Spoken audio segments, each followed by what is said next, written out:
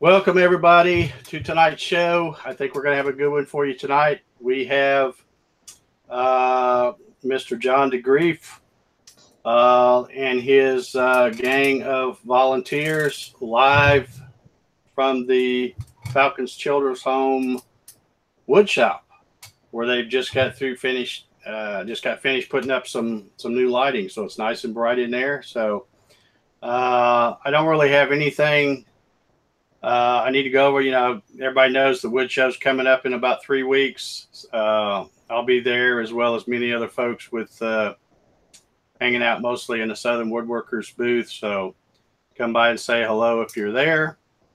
And that's pretty much all I got. We're going to get right into talking with John and everybody.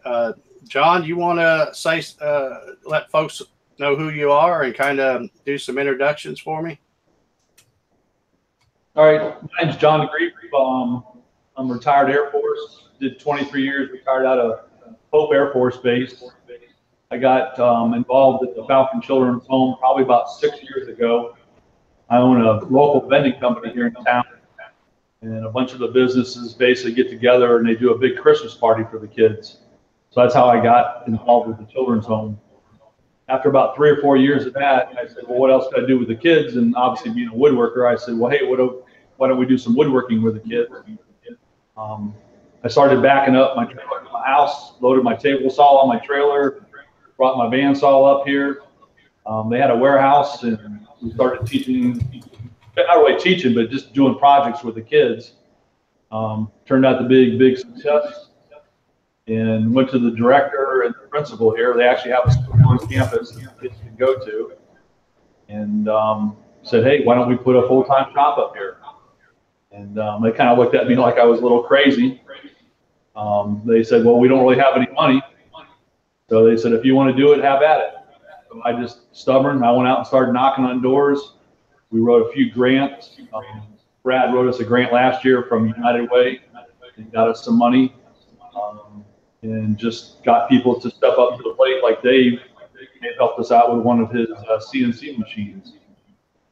So that's kind of where we got into where we are at today. Luckily, I've had some other woodworkers in the local area that have bought into what I'm trying to do for the kids. And I'll let them all introduce themselves here. They're a mix of civilians, some active duty guys, some other retired guys that own businesses as well. So, Ellen, if you want to. I'm one of the guys. I'm Ellen. And a gal, my fault. I'm Ellen. I own Ellen Woodworks, and I'm just a woodworker, self-taught. Been doing it for, I don't know, the 90s. And John hit me up about volunteering, and so that's why I'm here. It's been real nice to have Ellen, because you see most of us, we're a bunch of crusty old dudes, so it's nice to have a woman up here, especially with the girls, that they have somebody that they can look up to versus a bunch of crusty old guys. So it's been nice to have her. She does a lot of furniture, so she's brought a different skill set to the game that a lot of us don't have. She's a real big asset to the team. Keith? I'm Keith, retired. Actually, I just quit work. I couldn't afford to retire, so I just quit. And I stay home, take care of my mother-in-law. My wife works. And I've been turning for about 4 or 5 years. More self-taught than that. All this equipment that's around here, I'm learning right along with the students. And I'm happy to do it and enjoy it. So. I'm Carl. I've been doing woodwork for about the last 7 years. Started with small folding tables, stools, and things out of shop rejects from local cabinet shop, and started turning and going to a Sand Hills Wood Turners Guild. And then John hit me up to help out with this. And so it just became natural to do teaching, since I had taught leather craft for 7 or 8 years prior. And did classroom demonstrations all over Nebraska, Iowa, South Dakota. And so being around the students was just a natural. We did a big pen turning day. We probably did about 100 people in one day. Most of them were kids, about 80 kids, and Carl headed that up for us. Basically got all the supplies and organized it. We had about nine different lathes in here. And basically it was a success. The kids, just the look on the kids' faces when they got done and put the polish on the pen, you know, if that doesn't make you want to help out a kid. So, Brad? Yeah, Brad, active duty U.S. Army, woodworker, hobbyist. I found John had an article in the newspaper, and I reached out to John and said, hey, how can I help? And he certainly has found a lot of stuff for us to do. Brad's been a big help. Like I say, he's got the shark, he's got a lot of knowledge on the CNC, which I'm lacking in dearly. So he's been a big help. Basically, he made us a nice table back there that we got a router in. So he's brought a lot to the table as well for us. You got Alan. I'm Alan. I'm also active duty Army. Been woodworking now for about 6 years. I started in custom cabinetry. Starting to move over a little bit. Alan, can you scoot to your left just a little bit? There you go. Yeah. Started working with the CNC once I got met up with John here through a mutual friend. Actually, my first day through that big interning class we did. And I've been here ever since. I got lucky. My command lets me skip out of work every Monday to come up here to help teach with kids throughout the day and volunteer in the evenings. Alan's been another one too with the CNC. That's probably my weakest part of the shop. He's really stepped up, and anytime we've had a problem, at the end of the day, he goes home, he jumps online, YouTube, whatever, and he finds out how to fix the problem. So he's actually getting ready to deploy for the desert, so we're going to miss him for about a year. Yeah, I told you about January next year. So he's getting a free trip to the desert. Yeah. Okay. Well, thank y'all very much for your service. I know when I was there, John, you know, you already had, I don't know, I think you had a bandsaw, a table saw, and a little bit of equipment there. But I know since I've been up there, y'all have got a lot more equipment in. You want to talk about some of the stuff that you've got in the past year or so? We just, probably within the last 6 months, we just picked up a 14-inch Laguna. We actually got another one on order. We were doing bandsaw boxes with the kids, and when you got 7, 8 kids and 2 bandsaws, it's kind of hard to have enough bandsaws, obviously, for them to cut on. We actually just got that Carter stabilizer, which we love. So if anybody wants to try it, I highly recommend it. We put that on our little 14-inch Grizzly. It's like a $600 bandsaw. And compared to the $1,100 Laguna, it's like night and day. But once we put the stabilizer on there, I think it cuts just as nice as the Laguna.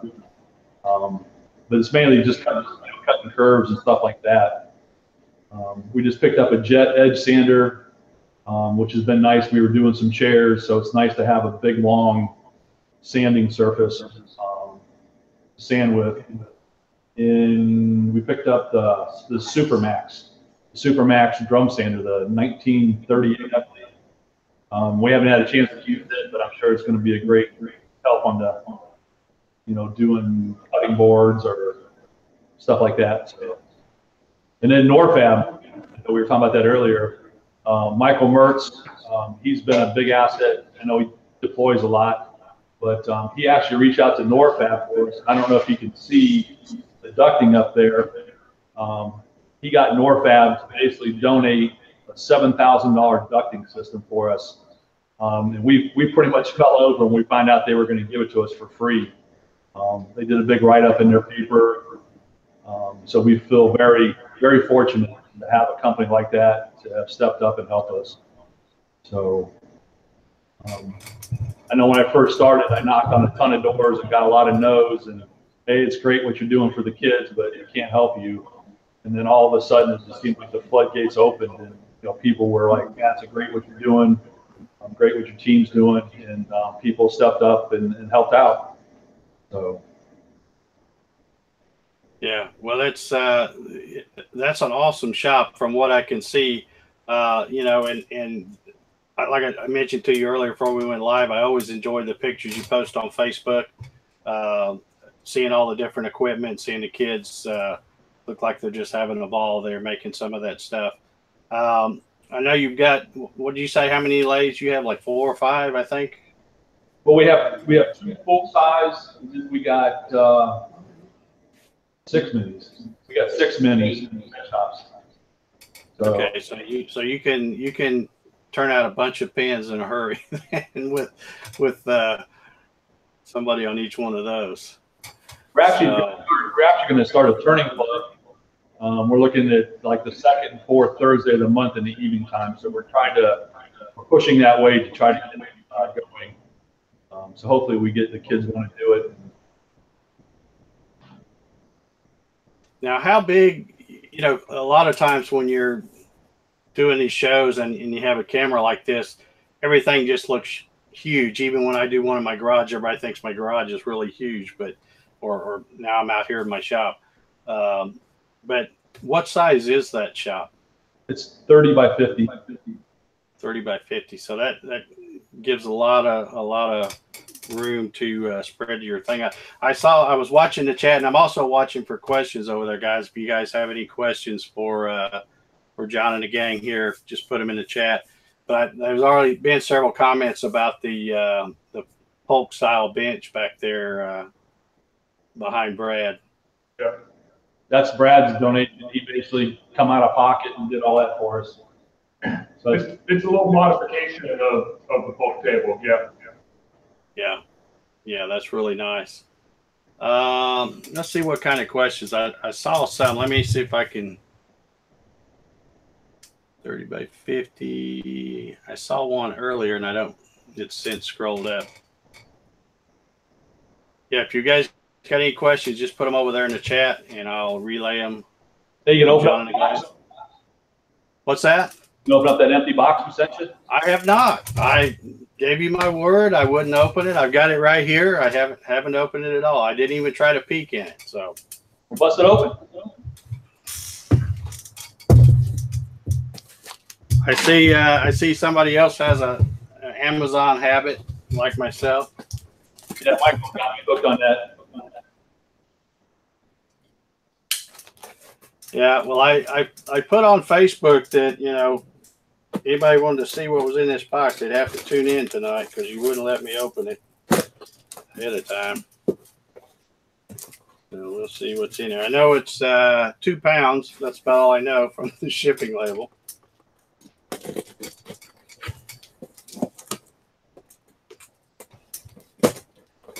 should have put a new blade in this knife. This thing is dull.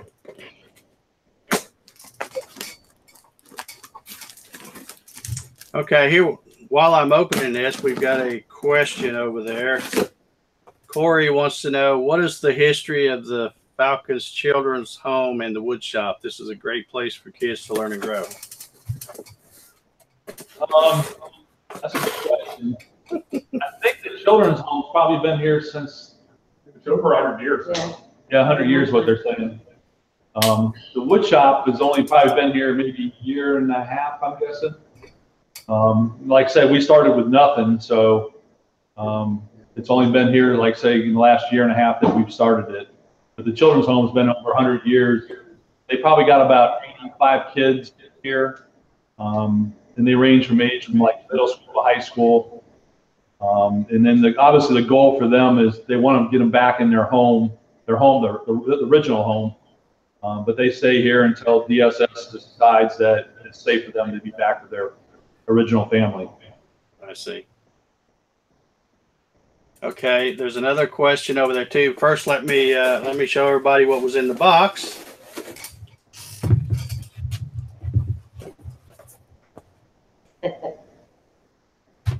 Look at here.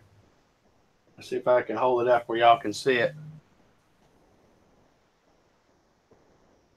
How about that? Thank you very much, guys. Well, I figured it was the least we could do for you since you stepped up and helped us out. Well, I wished I could have done more, John. And like I said, if there's ever anything I can do to whether it's help try to promote it or whatever, just let me know. I'm gonna put this on just for a second. It's about 80 out here, so probably it may not stay on long. It's pretty warm here in Georgia right now. Also, Larry Duggar, a good friend of mine, wants to know where you're located and how do you volunteer to help. Actually, we're all of us live in Fayetteville, but Falcon is just outside of Fayetteville, in between Dunn, and it's right on I-95, exit 65. If you want to help out, just reach out to me on Facebook. Just get on Facebook and instant message me, and I can definitely give you the particulars. One thing I'd say too, I hate to hit people up, but if anybody's got connections, we're always looking for tools. I'm going to try to hit up Carter, the Snodgrass. I can't think of it. Alex Snodgrass. Alex Snodgrass, yep. I basically reached out to him. I put up that we had liked the stabilizer, and he basically piggybacked on it. So I reached out to him to see if Carter might be able to help us out with some equipment. So everything we do here is by donation. The school doesn't have any money to basically put into this, so we basically got to beat on doors and make it happen. Okay. Yeah, my audience in the chat there, Javi, just reminded me that I had set the presenting to you guys, and so now they couldn't see my but now I'll know what I look like, so. We did it in orange too. Did you not notice that? I do. I see it matches real nice. Ours are actually fluorescent green, but I knew that you were the orange guy, so we had to make sure that we got you. Yeah, that's that is awesome. I love that. Yep. Thank you very much. Also, let's see. I had another question over there. I'm trying not to miss anybody's question. Take care. Sweet, sure. Well, I don't see what that question was now. And I had something else I was going to mention, and I don't remember what it was now. Oh, I know what it was too. For those of you guys that are working with that GarageWorks CNC there at the shop, I don't know if you know, but I have a Facebook group called GarageWorks CNC. And if you will, join that Facebook group, that kind of acts like almost like a tech support kind of, because people, if they have any kind of issues with their, machine or, the software or whatever, they'll just post a question on there. And usually, some of the folks that have been running these things and know the answer to the question, they'll usually get to it before I do. So I keep telling folks that I have the best tech support team in the world, because everybody that's bought not only the GarageWorks but the Gatton CNCs that I sell, they make a great team of tech support, really. I hardly answer any questions unless somebody texts me on my phone or calls me personally, because most of the time if they put it in the forum or on that Facebook group, somebody's already got it answered for them before I even see it. So let's see if there's any other questions.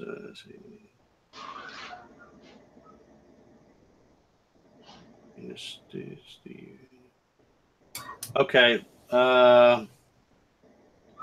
Landis Stutes, I guess, is asking, how do you handle safety in dealing with kids? I am just starting to work with 8 kids, so I am interested. That's got to be a little bit of a challenge, doesn't it, John? I'll let Brad, if you want to. Yeah, we're very concerned about safety. We asked a lot of, we went around and found all the shop teachers in Cumberland County and tried to kind of piggyback on what the public schools were doing in the school shops. There's a safety class that all the kids have to do to learn the equipment, and we've kind of have our own internal policy that there needs to be an adult, an instructor that's familiar with the machine, kind of almost hovering over the patient or over the, I can watch myself, over the student when they're on the machine. So yeah, safety is the #1 priority. Okay. Mark Lindsay, CNC, asks, does Falcons Children's Home have a website or any social media sites? They do.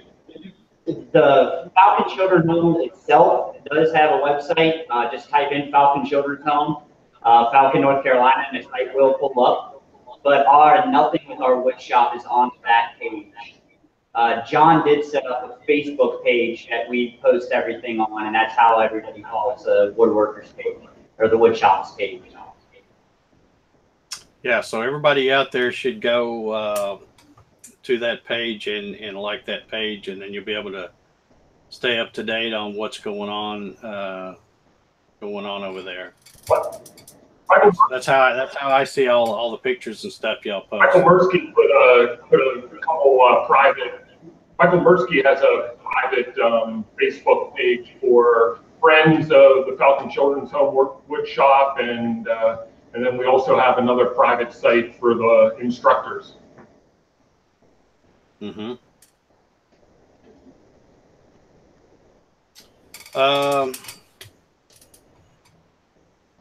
Let's see. I just had another question just pop out of my head again. I'm trying to watch the chat and remember my questions too.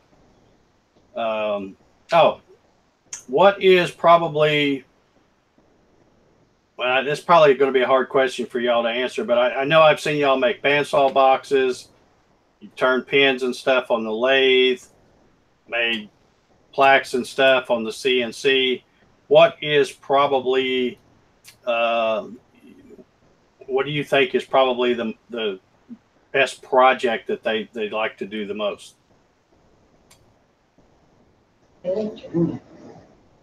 Yeah, Turning. I would say turning probably because the product, they get a finished product quickly.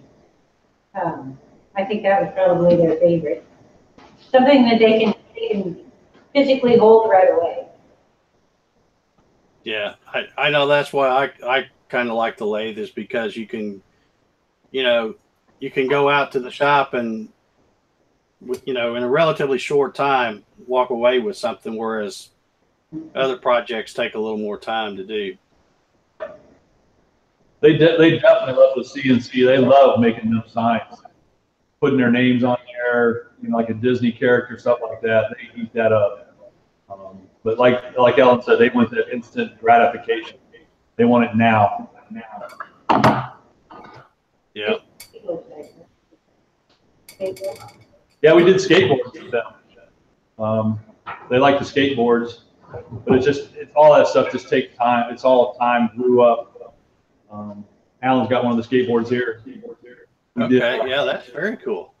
Now, Hobby from Hobby's Woodshops over there, and he's asking a really good question. He says, do the kids themselves come up with these creative projects? And if so, what are some of the most creative you've seen thus far? Well, to be honest with you, we've only been really going at it about a year now. When we first kind of started out about 2 years ago, we kind of pushed it in a certain direction, like did simple jewelry boxes. We did some three-legged stools. So time is a big issue. We only get them for maybe about an hour, one time a week. You can imagine, as a woodworker, by the time you get them in here, you get them set up, an hour's gone in a blink of an eye. So that's been one of our biggest issues, is time. Mm-hmm. I think they get very creative when they have like the skateboards, and then they get to create and do the CNC, and then they're painting. So they came up with their designs on the bottom of their skateboards, and so when they build something and then can work with the CNC, they create their own designs. Mm-hmm. Bubba Hogue over in the chat asks, do they sell the items that they're making to raise money to support the workshop? No, they have not, to a degree so far. Production has not been to mainly do stuff for themselves. There have been a couple of projects where John's had a group that we did all project for it. He's going to show you one there. And the kids did some work on it and were rewarded with money for it. Yeah, they did do a job. I'm in a triathlon group. They made finisher medals. I don't know if you can see that. Basically, it's just a little surfboard, and I think we made like 100 of them, and each kid made like $30 a piece, and we basically cut them out on the CNC. So they have done one or two jobs, and it's kind of been a discussion amongst the instructors about, are we teaching kids, or are they here to make money? So it's kind of, as a group, we're trying to figure out how to push this Learning curve. Yeah. So we all, you know how that goes. You get 7 people in a room and everybody's got a different idea.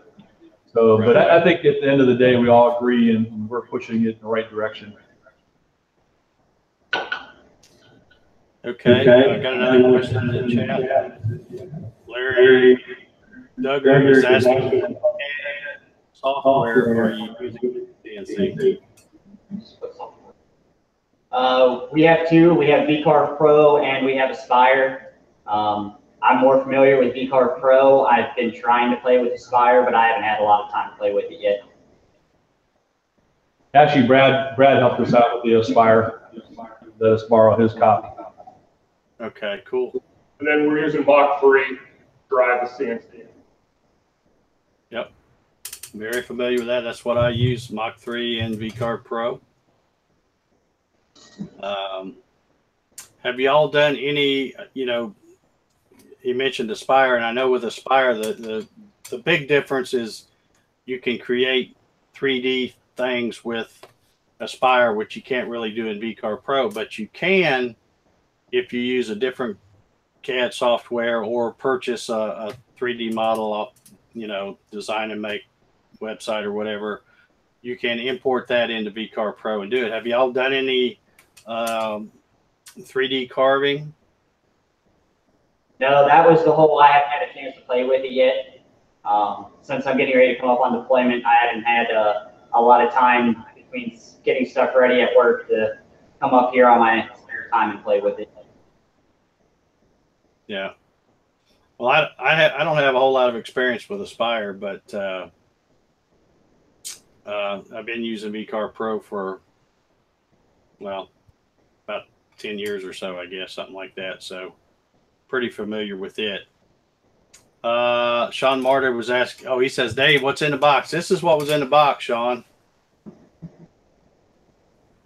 Look at me styling. Hopefully we got your size right. Yeah, well, yeah, it's probably a little big, but most of the stuff usually shrinks anyway, or I'll grow into it one. Corey says, John, I would sincerely approach the Vectric folks about your volunteer work for the kids, and I am certain you would be supported.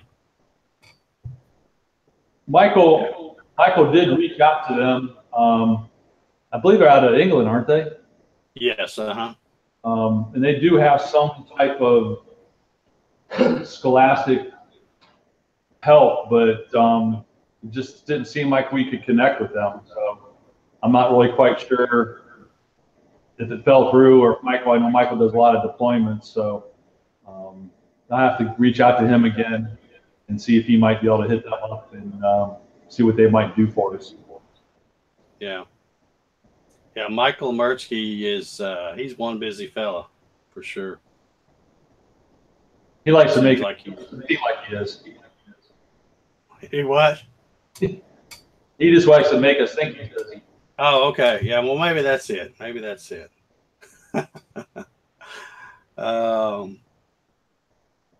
Okay, well, what is in the short-term future for the wood shop there? I mean, if you had to you know, or if you were wanting to add a new tool, what would it be? We're wanting to get a laser. So if somebody wants to send us a $40,000 laser, that would be great. But yeah, we're looking. We got a little bit of money left over from the grant that Brad had wrote last year. We've been looking at lasers, or like Michael's been looking out there for us. I think Brad's been looking too. So I don't know enough about them to even try to look myself. That's something that we hope to add to our arsenal of tools. Yeah, yeah, they're really nice. Now I know there are some that, well, how should I say this? The Chinese brand lasers, I don't think they're real super expensive, but I know, you know, one of the well-known brands I have looked at is Epilogue, and they're a little pricey. Not that they're not worth it. They're just not in my budget, because I don't know that I would use one that much. I do have a little small, like you've probably been to Mercy's shop, John, and seen his little 2.8 watt laser that he has on his Garage Works. Yep. I have one of those as well. In fact, I brought it. I had it on another machine. I brought it out here, and I've got to stick it on this one yet. But that's they're kind of cool to play with, and they're reasonably priced. You can get those for I don't know, $300-400, I think, for that. But they're not near as fast as the ones like you're talking about, an Epilogue or something like that. We actually got another volunteer. His name is Derek.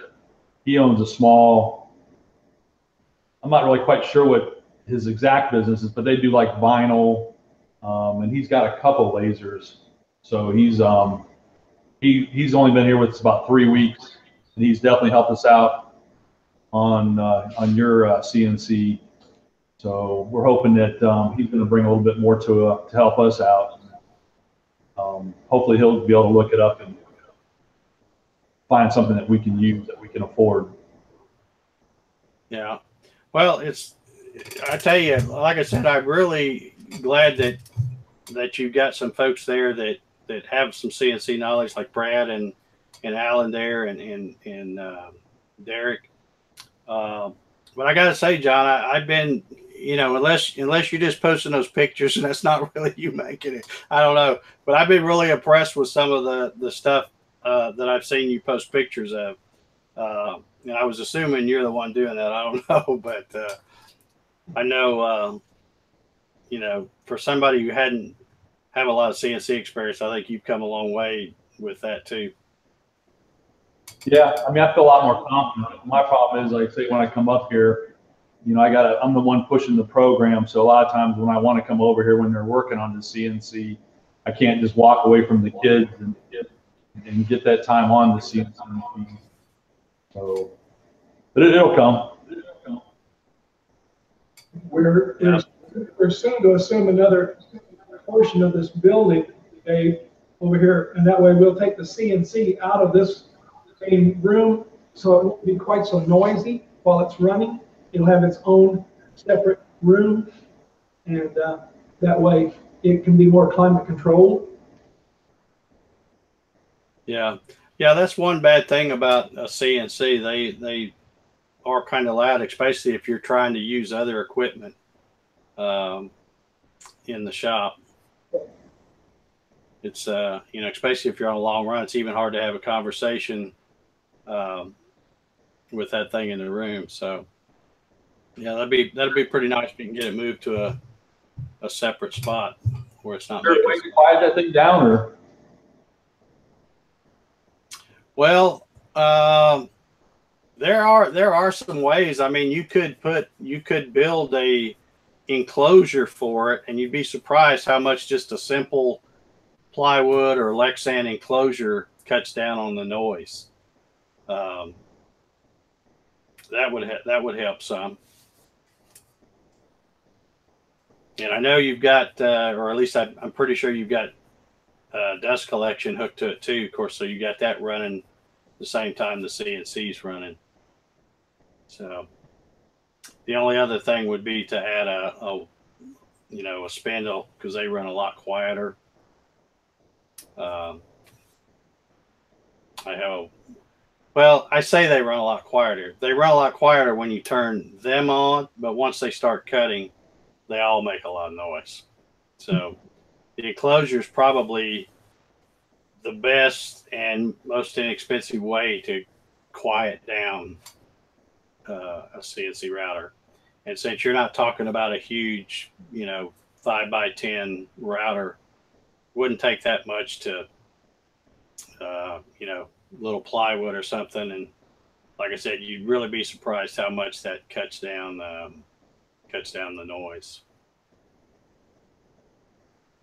Javi's mentioned over in the woodshop, he says, my enclosure deadens the sound to where I can have a quiet conversation with someone with no problem. I've been on Hangouts, Google Hangouts with him, just like we are right now.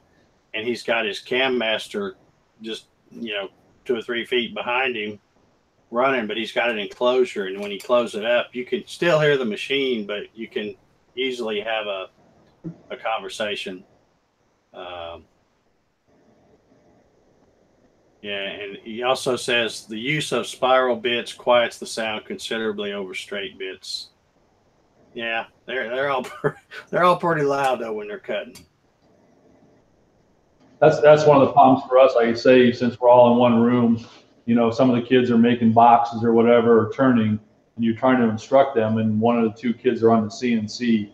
It makes it hard to teach while the CNC is running. So, like Carl said, we're glad to get this other room in this building, and we can get it out of the main area, and it'll be in some little. Yeah. Now you say you have the kids there in the shop about 1 hour a week. Is that what you said? We were fortunate. There's a new principal there, so we just started offering woodshop as an elective through the school. So on Mondays, it's the last period of the day. So they come down here for an hour of actual school time. They get a school credit for it, and then it rolls right into the woodshop club, which is an hour and a half. So we've been having them now for 2.5 hours. So we feel we're getting a lot more done, a lot more quality time, where we're not rushing and like, geez, we only got 50 minutes. You got to hurry up and get out of here. So it's made it a lot nicer. Yeah, that's cool. Now, how many kids do you typically have in the wood shop at one time?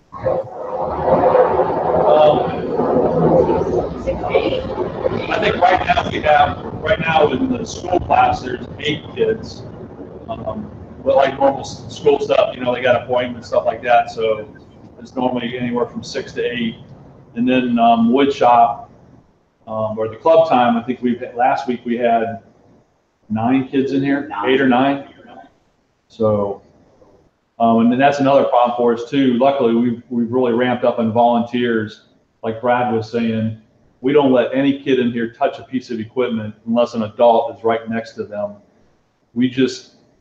Obviously we don't want a kid hurt, but I feel that if a kid ever got hurt in here, depending on the degree of the severity of the injury, they might shut the shop down.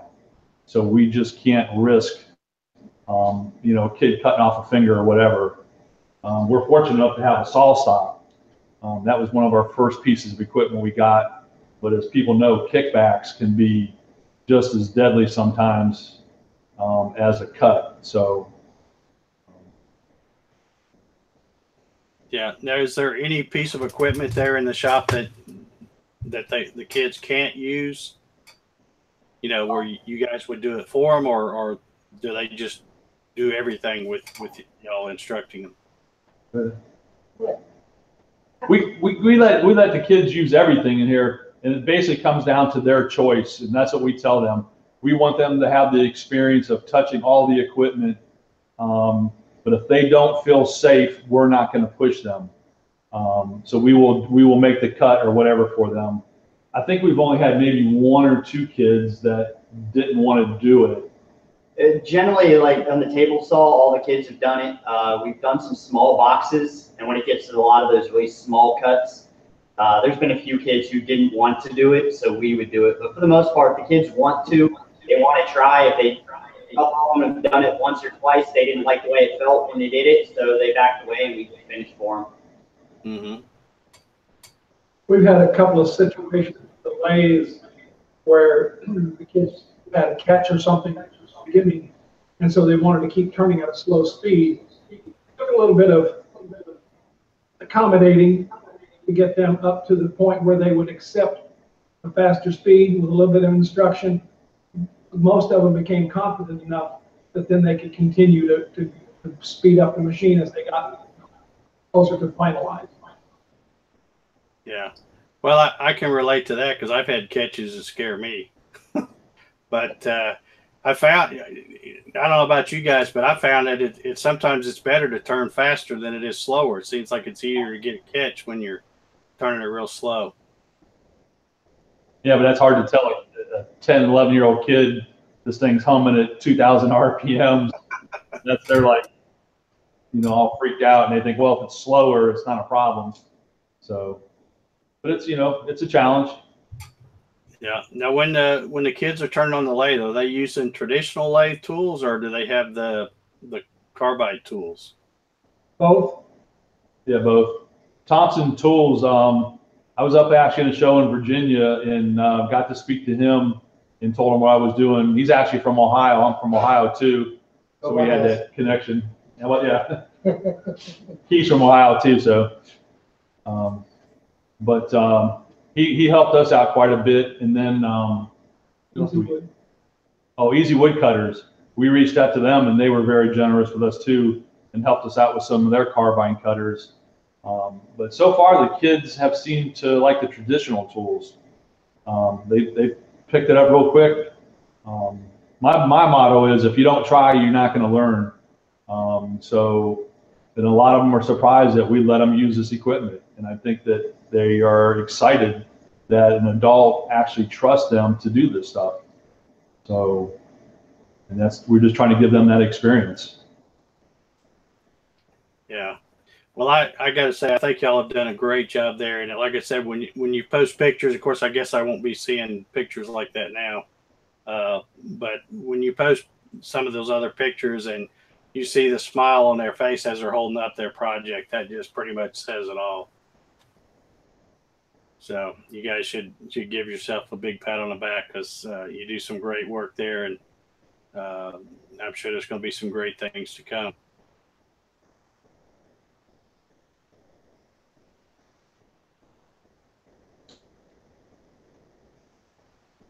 Does anybody else in the chat have any other questions? We're getting up pretty close to the top of the hour here. Anybody else have any questions? Or anybody? Let's see. Mark Lindsay says, hit them up on Facebook and give them some support. They can hit me up on Facebook and friend me or whatever. That's probably the best way because like I told you earlier, I got to really be careful. DSS doesn't like pictures of the kids out there for obvious reasons. Right. I just have to be a little bit more selective on how I shoot pictures. So you'll continue to see stuff. It just, you won't see faces for obvious reasons, like I said. Right. Yeah. Todd H. CNC over in the chat says, where do you get your material? Do you get a lot of the lumber and things donated to you, or? Actually, Carl and myself have a friend. His name's Eric Feltz. He's also a retired Army guy, helicopter pilot. He has a wood miser, and he has been very generous with us. The only issue, a lot of times I go get wood from him, it's still wet, so we have to air dry it. Carl's been beating the bushes, and he's found some other people now with Facebook, with what is it, the Marketplace. Carl's been beating people up and reaching out and saying, hey, can you help us out and donate wood? Like I say, everything's been by donation, so anything that we can get for free is always good. So, but like I said, Eric Phelps is our main guy. got a couple other questions over there. Javi wants to know what is on your wish list for the shop.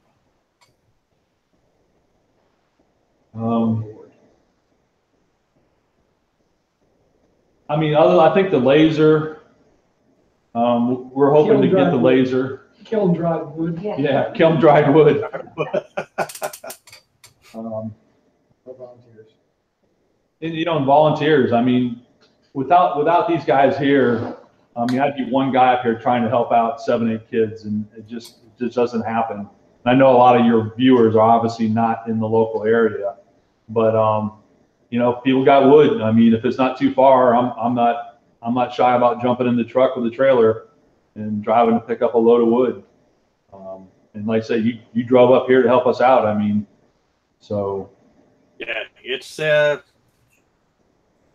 was about a 6-hour drive, I think, for me, yeah, which isn't bad at all. So, yeah, if you're anywhere close, you're near Fayetteville, right? Fayetteville, North Carolina. The home is like right off I-90. If you ever go up down I-95 and you want to come see it, just hit me up. It only takes me about 30 minutes to get up here. And once you get off I-95, it's literally 30 seconds down the road. So it's not like you get up I-95 and you got to drive 100 miles to get to it.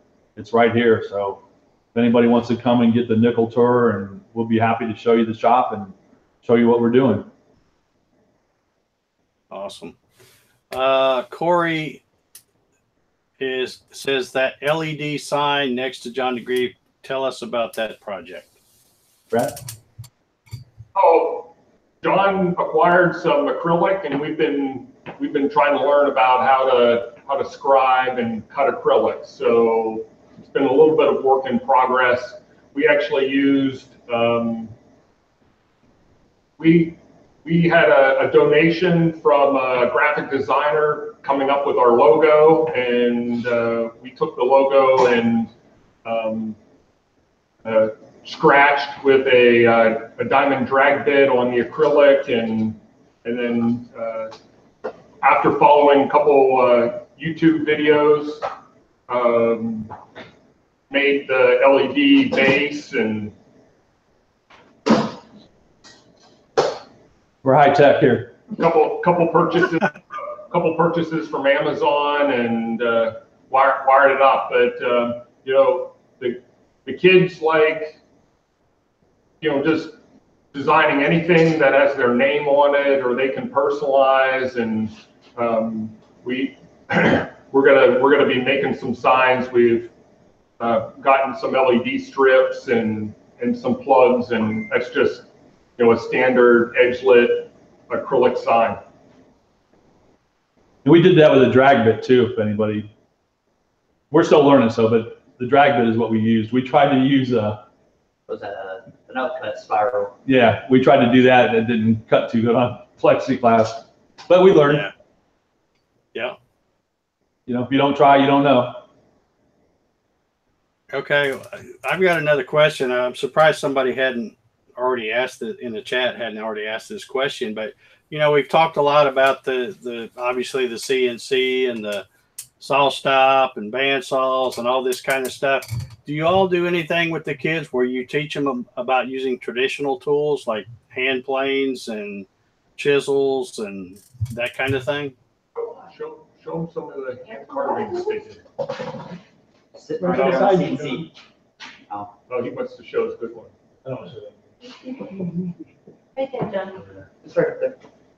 We actually did carving, relief carving. I took a class, and here's one. I mean, it's not done yet, but this is one of the ones that the girl started, and obviously it's not completed.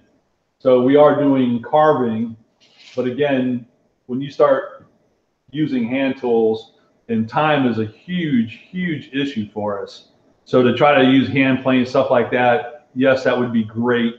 And I know some of the other guys want to do that stuff, but time is a precious thing that we don't have a lot of here. So we haven't went down that road yet. Hopefully one of the things that we would like to get is a full-time instructor in here. I wish I was rich and could quit my job, but I'm not, because I would love to be up here 5 days a week teaching. And that's where we'd like to go. So if somebody wants to drive up here and be a full-time instructor, The door's open. No pay yet. So. No pay. Yeah. You double what all of us get together. So Dave, the majority of our participation has been female to this point. So hand planes, draw knives, that sort of thing. And these kids are, say, 13 to 16, 17 years old. So their strength-wise and their, agility is something that would really play heavily into that. Yeah. Well, I just asked that because I was curious, but I know probably, I mean, even myself, I am not a hand tool guy. I have lots of them. They're mostly just part of a collection, basically. I'm more into the stuff where it's, powered, obviously, like a CNC. That's the kind of stuff I like. But I was just wondering if there was anything, that they learned with just traditional hand tools. attention span, I mean, obviously with kids, video games, stuff like that, that's one of our biggest problems too, is attention span. I could only imagine how many kids would want to come back here if we started taking out hand planes and, hey, let's play this board for an hour. I think we get many returning kids, so we have to kind of balance, making it. Yeah, I mean, you gotta make it, cool and fun and all that. And that's one of the neat things about the CNC is not only is it, involve a computer that most kids like, but like Carl, I think, mentioned, they like to personalize things, and what better way than throw a V-bit on a router and carve their name or some saying or something like that on a piece of wood. Okay, Trevor, here's another question I'm surprised took so long to come up.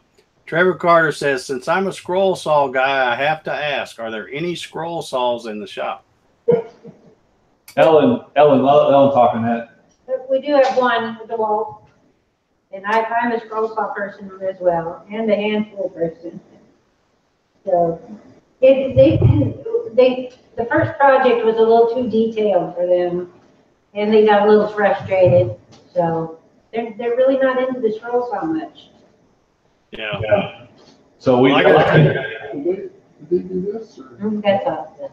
I was just going to say that was something that was a learning process for us as well, that we picked too much of an advanced project. Even though Ellen does beautiful scroll saw work, it was way over what the kids could do. So we learned real quick to set the bar so they can get over that bar. Right. And talking about the instant gratification with the lathe, a scroll saw is or can be kind of like that, because sometimes you can get something and cut it out and doesn't take a real long time, and you've got a project there you can finish. Like the little let's see, what do they call those things? I guess they call them a bowl, but it's not really a bowl, it's more like a basket. Yeah, something like this one all glued up. Ellen probably knows what I'm talking about, where you cut these rings out and then you can stack them up and glue them and make a basket, that kind of thing. You can, like I say, you can do some things on a scroll saw that don't take a real long time.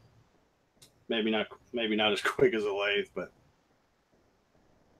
Well, we also had some very small scroll saws that weren't, we have one DeWalt. And so everybody was waiting in line for the DeWalt. Yeah. There's some comments over there that says you need patience to operate a scroll saw. Yeah, you do. That's why I don't use it. Well, I got to tell you, I didn't have a scroll saw up until a little over a year ago. I went to the Kling Sport Extravaganza there in Hickory, and there's lots of scrolling groups that are there, North Carolina Scrollers, and I don't remember what the other one's name was. And I got sitting there watching those guys, and they had the DeWalt 788, and they made it look so easy. And I ended up coming home with one, and it's sitting right here, and I started scrolling on it, and actually I really enjoyed it. It's relaxing. It's something you can do sitting on a stool. The time goes by really quick when you're scrolling. You think you've been scrolling a few minutes and it's a couple hours or whatever. But then I started playing around with the lathe and kind of started going down a different rabbit hole. So I haven't used my scroll saw much, but That's kind of where Ellen went. Our scroll saw expert took the pin class when all the kids turned a pin, went out and got her a jet, and I don't think she's turned the thing off yet in 6 months. Yeah. yeah, that's understandable. Let's see. Looking over here in the chat for some other questions. We've got Peter Pastuelo all the way from New Zealand watching. How you doing, Peter? Bobby's Woodshop, Trevor Carter, Sean Martyr. Thank you guys for watching tonight. Any other questions for the group here?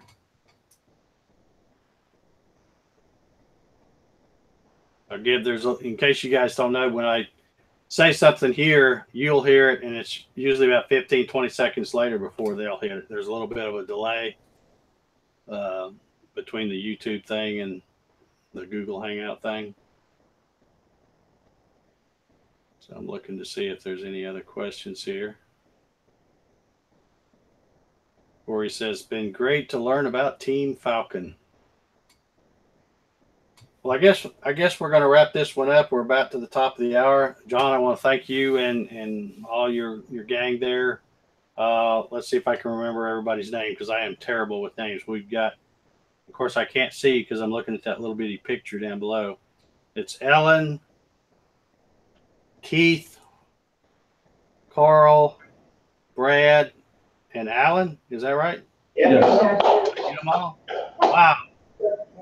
That's amazing, because I got to tell you, I'm terrible with names. Half the time I can't even remember mine. But thank you guys for being on here. And like I said, anybody out there, if you want to help out in some way, first of all, the best way to get in touch is look up John DeGreef on Facebook. If you have trouble finding him, just get with me and I'll point you in the right direction. And anybody that's in the area that would like to volunteer or donate material or tools or time, whatever you can do, I'm sure they would appreciate it very much. So I guess, John, you have any final thoughts? Anything you want to say before we go here? I just feel that we've been pretty lucky here and have some great volunteers. Don't know what I would do without them.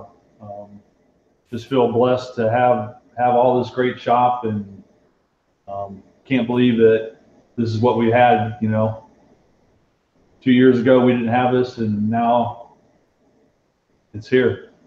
So just appreciate you letting us come on and tell our story. And hopefully somebody out there sees what we're doing and tries to do it in their town. Because not every kid's going to be a doctor like Brad. There's guys like me that got to go out and turn wrenches to make a living. So hopefully people will help those kids out there that need it. Yeah, Dave, at a time when, shop and home ec are not in the curriculums of the public schools, we've gone to a couple auctions and have gotten equipment from school districts that were stopping their shop class. And, when we opened up the class, and there's more kids that want to come than we can accommodate, I mean, it's a good feeling. So we're happy to be here. I know here at Cumberland County, I think there's 9 high schools and only 2 of them have shop they actually have cabinet classes. So you can see that our supervision here doesn't believe that this type of skill is important. So if guys like us aren't passing it on, and gals that aren't passing it on to these younger kids, then, you know, it's going to die. Yeah. Yeah, it's a shame that there's not more, you know, shop classes, you know, and not just wood shop, but metal shop and stuff. You know, a lot of that stuff's going away in the schools. I don't know. You know, like you said, not everybody can be a doctor and a lawyer and stuff like that. So it's important to be able to have the tech schools and wood shop and metal shop and stuff like that. So, all right. I see a lot of folks over there commenting about thanking you guys for being on here. Great show, that kind of stuff. So I don't see any other questions, and I guess we'll wrap this one up. Thank everybody for watching. We've had, I don't know, 50 some folks watching at one point, I think. So thank y'all for tuning in to watch, and I guess we'll put a wrap on this one. Thanks, John. Thanks. Let's see if I can do it again. Ellen, Keith. Problem is I can't hardly see. Let's see. Ellen, Keith, Carl, Brad, Alan, and John. There we go. Thanks, Dave. Thank y'all. Everybody have a great weekend, and we'll see you next week.